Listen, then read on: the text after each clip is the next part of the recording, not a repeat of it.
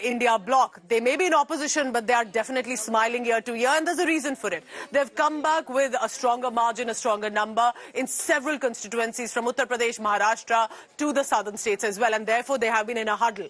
But even in the huddle, there will be a lot of strategy that they need to be a part of. The opposition, despite a dramatic surge in numbers, has fallen short of the majority mark. So they have decided to sit in opposition. Congress Chief Mallikarjun Kharge has said that the India bloc is not going to stake claim to form the government, but they want to wait and watch for the right time. What does Kharge mean when he said that? It came after subtle efforts, possibly, because NDA allies, according to our sources, were being wooed already by the India bloc, but they have decided to stay with the NDA for now. Just to give you numbers again, opposition camp, we are told, has got about 234.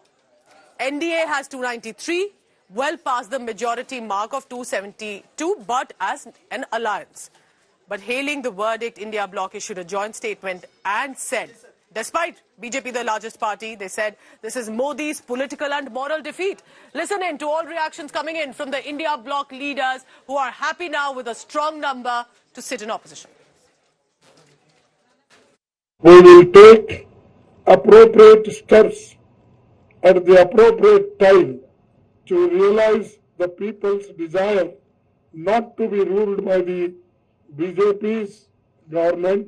अभी तक Bharatiya Janata party parliamentary party की बैठक नहीं हुई है, तो अभी नेता का चयन तो नहीं हुआ। अब नेता में कोई दावेदार अगर हो जाए तो मुझसे पूछ के तो होगा नहीं, पर मैं इस संभावना से इनकार भी नहीं करता, और अगर ऐसा करते हैं तो स्वाभाविक। तो क्या आप राजनाथ सिंह, नितिन गडकरी की ओर इशारा कर?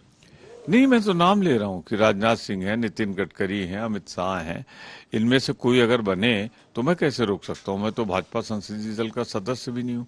ये है कि मोदी जी अब जिताऊ नहीं रहे, ब्रांड नहीं रहे। लोगों ने दिखा दिया कि हम सरकार बना सकते हैं, तो हम सरकार जो है वो खत्म भी करने का काम कर सकते हैं, लोगों का प्रतिनिधि बदलने का भी काम कर सकते हैं। तो मुझे लगता है ये काफी हद तक उसी चीज से हुआ है कि लोगों को इस इलेक्शन को लोगों ने खुद अपने हाथ में लिया। तो यही सबसे बड़ी लोकशाही की जीत है। जब मैंने ये सब देखा, मुझे ऐसा लगा उसी दिन की काफी हद तक हमने वो जीत, जिसके लिए लड़ाई लड़ने का काम मैं कर रही थी, 100 देश की संविधान का संरक्षण करना और लोकशाही का रक्षण करना, उसमें हम काफी हद तक काफी समझ।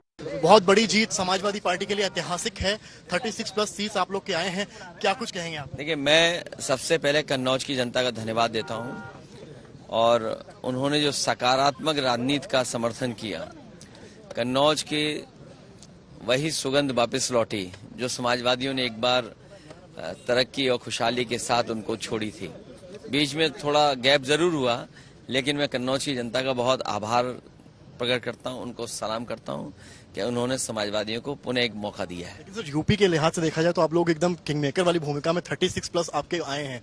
आपने जो ग्राउंड पर मेहनत की थी वो रंग। ये समाजवादियों का लक्ष्य था कि बीजेपी को रोकें। समाजवादी लोग उस लड़ाई में कामयाब हुए हैं।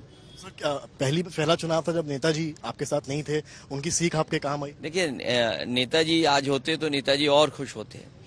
नेताजी ने जो रास्ता दिखाया उसी पे काम कर रहे हैं, और उसी का परिणाम ये है कि आज समाजवादी पार्टी सबसे बड़ी पार्टी बन करके आई।